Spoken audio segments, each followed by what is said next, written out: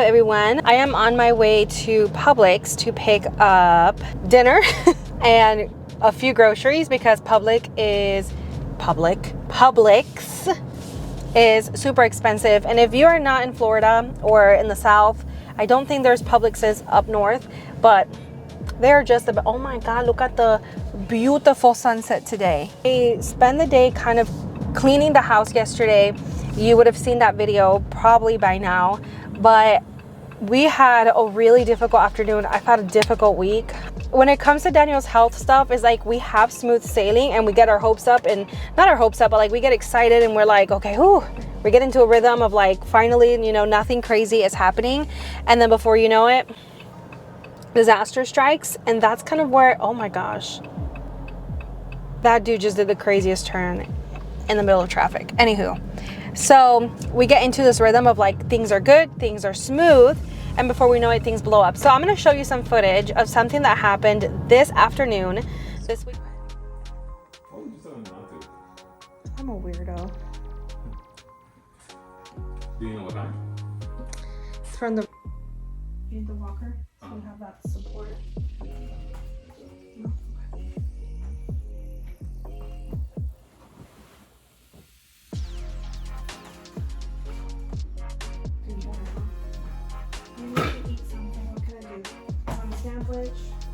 What just happened? I came home from dialysis, and I think I exerted myself too much, and I couldn't make it from the driveway to the bed. My blood pressure was reading. How are you feeling? You are now 83 over 47. Slowly climbing. Yep. I put his feet up. Don't show my toes because people have to pay for that. I put his feet up. He had two pants on because it's so cold at the dialysis center. This dude is something else, but I'm checking his blood pressure. You have more pants on? Yeah. What do you have? Shorts. You're kidding me. And my boxers. And it's 90 degrees outside. But it's like 40 And degrees. he was wearing this snuggy thing that he bought me years ago that I can't wear because it's so hot. I will never apologize for wearing that thing. That saved my life. I'm always cold at dialysis. I know. I do also think it has a lot to do with the blood leaving my body and then returning to the machine. Yeah, it's normal. Dialysis patients get really, really cold. Yeah. So this guy... Hello. had to use a scooter to get in the house. I was like grieving because I have a rug here that I've been working like, and I'll talk about it in another video, but like I am shampooing this rug and we have the walker. He couldn't even use the walker to get up. I would have recorded more, but like that wasn't even the priority. So it was stressful, I gotta admit, and I'm sorry. It was super stressful. We're laughing about it now, but I shed tears. It was really stressful. So I did not have a good time. It's only been 5 minutes, so I don't want you guys to think that we've been fighting with this for an hour. No, it's been 5 minutes. We're doing better now. Yeah, I gave him medication to put his blood pressure up. Yep. He took it. He says he remembers taking it before the treatment, but they probably just took off too much fluid. And he sat in the car too long. You said they didn't take anything, but it's always going to take something. I definitely sat in the car too long, but I was having a really good conversation with my mom. Like, really bad. I'm not blaming you, mommy. It's not your fault. I was really enjoying the conversation. You were giving me a lot of wise counsel, and how do you not just soak that all up? But you do that all the time, though. You shut your face. No, I'm not being dumb. I know I do that all the time. You do it all the time. There's no reason why it should have. Anyways, I'm here just checking the blood pressure every few minutes, making sure that it goes up, which it has been with him laying down. Excuse my I put his legs up. Yeah, it was an emergency. It was really scary. I was like, it's still in the 80s. Believe it or not, he lived at these types of blood pressures for a hot minute. I know these are not good, and this machine is not super accurate. Without the scooter. I lived that. Yeah, I have a manual and a stethoscope, and sometimes I'll do it that way to make sure. Which is pretty cool. But it was in the 70s. So any advice for you guys listening to me? Marry a nurse. You're like, what we saying? No, honey. I stress out more because I'm a nurse. Sucks.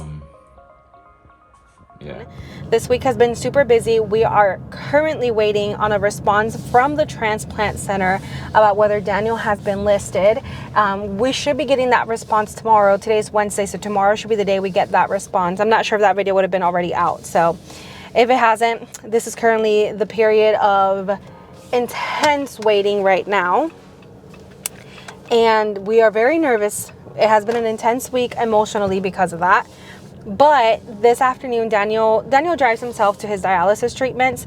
He wasn't able to. Dude, you need to get on the side of, thank you, sir. Thank you. I can't stand people who walk in like parking lots in the middle of the road. Like, we cannot get around you. We literally cannot get around you. Anyways, so Daniel drives himself to his dialysis treatments. There was a while there where he couldn't because he wasn't doing great with his health, but he is currently actually doing pretty good, and his blood pressures are doing good, so he can walk in and out of the dialysis center safely. However, today when he got home, I guess his blood pressure was too low, and I'm in my office working. I see him parked because my window in my office, I work from home as a nurse. In my office, in my window, I can see him coming in and parking. And sometimes he'll be on the phone with a family member or a friend or something, and he'll stay in the car for a while. So I don't think anything about it. But usually when I see him pull up, I just keep my eye out in case he needs help getting in the house, because after the treatments, one of the side effects of dialysis is that he'll have a low blood pressure. And there was a time in a season there where he was actually passing out. So I just keep an eye out for him, and you know, that's it. Go about working. All of a sudden I hear him honk the horn. So I just drop everything I was doing and I run outside to see if he was in danger or if he was hurt or something like that. Or if, you know, he wasn't feeling good. I get there and he's just not laying, but like he's sitting back and he's like, I'm not feeling the greatest. And then we proceed to freak out. Okay, just kidding. I proceed to freak out. And I'm like, okay, how am I going to get you inside the house? Because like his knees felt weak. So I knew for sure his blood pressure was low. Oh, I was just getting a phone call. Okay. I think my dad was trying to call me or butt dialed me. So my husband is like, I can't get out of the car. I need help. And I'm here freaking the heck out. I sure was. And so I'm like, how am I going to get you inside the house? Let me get you the walker. He's like, give me the walker. I think that's enough stability for me to get inside the house. Well, that didn't work. He tried to stand up, and but I try to document this because I think there are people going through similar things who would feel it beneficial to know that someone is going through the same thing. Do you know what I'm saying? So anyways, I'm like, and it's funny because through all of this, I am in the verge of tears because I am ridiculously stressed. I'm thinking, should I call my mom? Should I call my stepdad? Should I call my dad? Like he can help me get him inside the house. Should I go to the hospital? And I know that he doesn't need to go to the hospital. So again, I'm a registered nurse. And then also like we've gotten throughout all that we have been through, we just gotten good at about these situations. Like we know when it's truly an emergency and when it's something that, okay, we can wait it out and see.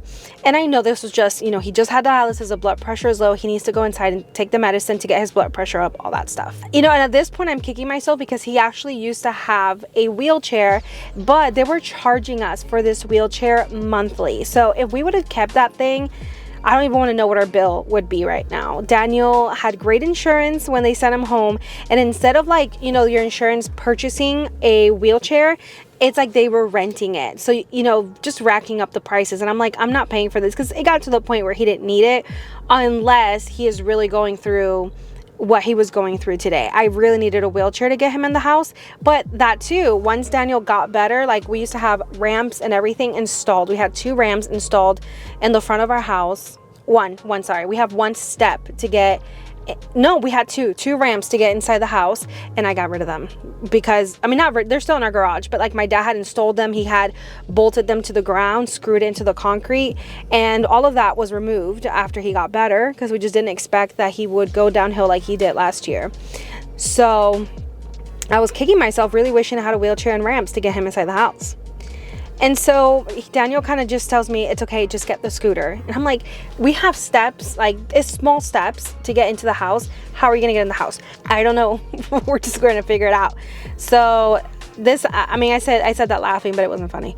And so I get the scooter.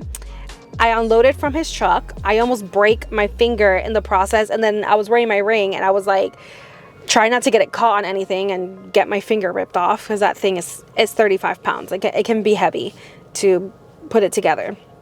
got it put together, got it in front of him, and he used that to get in the house. And then we just lifted it to get into the, I mean, he was getting better progressively. So I just knew like it was just like an episode. And anyways, so he got in the house, I got him in bed. So my husband is hilarious. I mean, we handle everything with humor, and like, it's like dark humor most of the time, to be super honest with you. It gets pretty dark, but it's just the way that we can handle what we are going through. And I'm just being authentic here. It just gets really dark sometimes.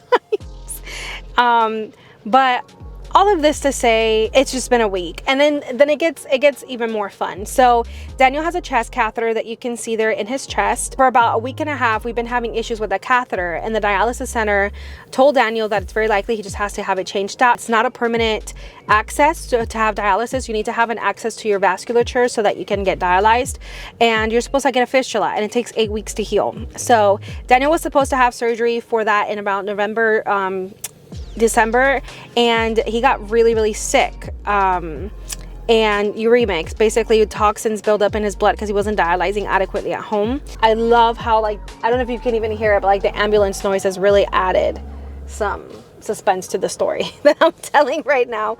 I'm in the parking lot of Publix.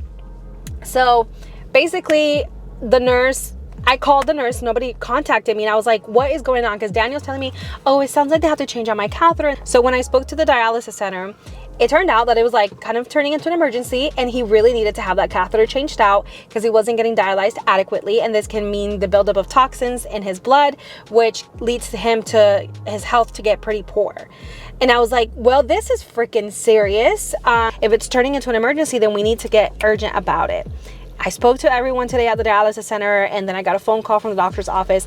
Daniel's gonna have the catheter changed out tomorrow. And just so you know what it entails to have this catheter changed out, it has to be done by a doctor. It's a procedure. It's not a surgery, but it's like an outpatient it's like an outpatient surgery. So basically, they'll just pull it out.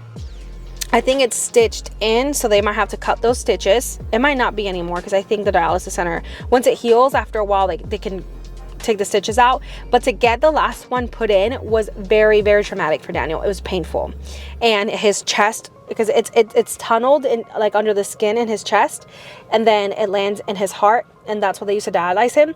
Like, he's already had 3. This is gonna be number 4. The doctor said there was already scar tissue building in there, and that wasn't good.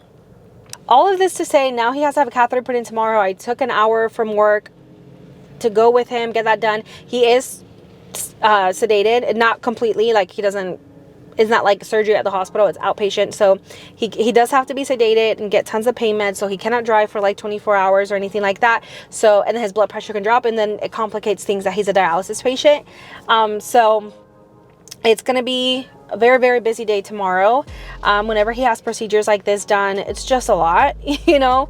So anyways, I am now having just a very tough week. Tomorrow should be the day that we get the phone call for the transplant list, and if we get the yes tomorrow, that's just really gonna make tomorrow great, because it's already gonna be a crappy day with him having to have a procedure done that we were not even expecting. So I will bring you guys along for what the next day or so holds. But thank you for watching and following along in the journey. Subscribe so that you don't miss videos. I post, like, most of the time 3 videos weekly, just documenting this journey, not just for myself, but for those who are going through similar things and could really use the encouragement.